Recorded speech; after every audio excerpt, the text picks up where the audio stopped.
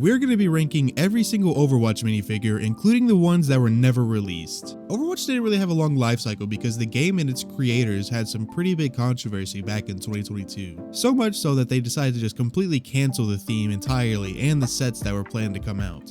The only set that was ever revealed and then cancelled was the Overwatch 2 tie-in set, which included Mei and Tracer. Before we start the list though, I have to say that none of the minifigures from the Overwatch theme were ever bad. Maybe like one or two of them were kind of boring, but none of them were bad minifigures. They were all honestly pretty good. If you want to find out how much it would cost you to buy all of these minifigures, I'm actually going to reveal that number at the end of the video, so stick around and find out. Starting the list off, we're going to have the Shimada Henchman from set number 75971, Hanzo vs Genji. Now when I said that there were some boring minifigures, this is one of them. He's not a bad minifigure, but he's just overall kind of just mediocre in an otherwise really good cast of minifigures. The one real compliment I can give this minifigure though is that hairpiece paired with the screaming face. At number 16, we're gonna have Hammond from set number 75976, Wrecking Ball. Now again, it's not a bad minifigure, but it is a small figure compared to all the other ones, so it kind of just sets it apart that it's a little worse than those, but I really like this one regardless. It's cute, it's a nice little hamster guy. At number 15, we're going to have Mercy from set number 75975, Watchpoint Gibraltar. So this is an otherwise really good minifigure and probably a top 5, but it does have one glaring issue.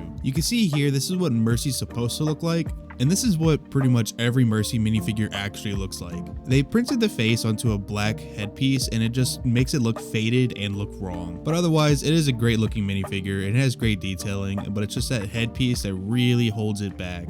Moving on to number 14, we're going to have Soldier 76 from set number 75972, Dorado Showdown. Now this minifigure actually has some really great face printing and a great torso piece, but the rest of the minifigure is kind of lacking. Soldier 76 has zero arm or leg printing, which is pretty disappointing when you compare it to the fact that a lot of the other minifigures in the Overwatch theme have something else that make it look a lot better. This one just doesn't have any of that, so he's going to be where he's at. At number 13, we're going to have Reinhardt from set number 75973, Diva and Reinhardt. Now this one's actually kind of similar to Soldier 76 in regards that he doesn't have any arm or leg printing, but he's overall just a better minifigure in a lot of other ways. He has great face printing and it's a dual-sided face. He has two headpieces, one being his hair and one being his helmet, and his torso printing actually looks really good. At number 12, we're going to have Reaper, who's featured in both Watchpoint Gibraltar and Dorado Showdown. I really like how accurate the cape is to what it looks like in the game. The only downside though to Reaper is that he doesn't have any leg printing when he absolutely could have. So for number 11, we're going to have Hanzo from Hanzo vs Genji. Hanzo features some really good face detailing, but I really like the details they had on the chest and the legs. The legs are dual molded, which is really great, especially because they are printed. And the hairpiece especially is really good. Moving forward, I don't think any of the remaining characters are bad in any way. Most of the minifigures on the list are all really good in their own way, but the next 10 minifigures are all flawless in my opinion. Breaking into our top 10, we're going to have Tracer, which actually features 3 different versions, one of them being the Overwatch 2 Tracer from the tie-in set,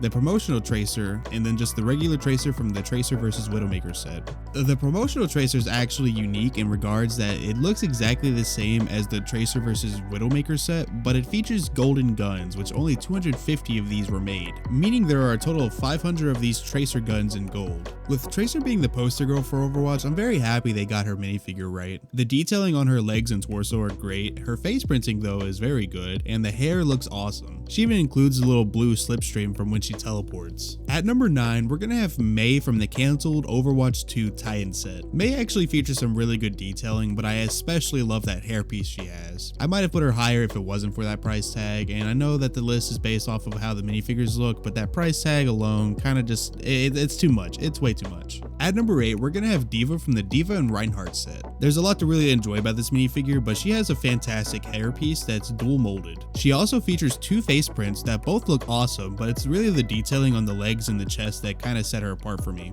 At number 7, we're gonna have Junkrat from set number 75977, Junkrat and Roadhog. Junkrat has 2 separate legs, one of them being a peg leg and the other one just his like regular leg. His regular leg has nice printing on it and his torso does too, but it's really his face and his hair that set him apart for me. The face looks awesome, but the hair is just super accurate to what it looks like in the game. They also have a really nice include for his ultimate that he has on his back. At number 6, we're gonna have the other Shimada brother, Genji. This is actually one of my favorite characters from Overwatch, so I'm a little biased on this one, but he is pretty deserving of this spot honestly. He really has a 10 out of 10 torso and leg printing, and he has a sick helmet mold. gold. Genji overall just looks really awesome. He's a cyber ninja. I mean, come on, what's not to like about him? At number 5, we're gonna have Jesse McCree, or the new name for him, Cole Cassidy from Dorado Showdown. This is actually one of the characters that is involved in the controversy behind Blizzard, so if you want to look into that, you can, but I'm not gonna cover it here. Cole Cassidy just looks fantastic. He's a cowboy, so you know, he's got that old western look going for him. He's got really good leg and torso printing, but he also features this little like side cape that looks awesome on him. He also comes with both hair and a hat piece because, you know, he's a cowboy. He's got to have his hat piece. Moving on to number 4, we have Winton.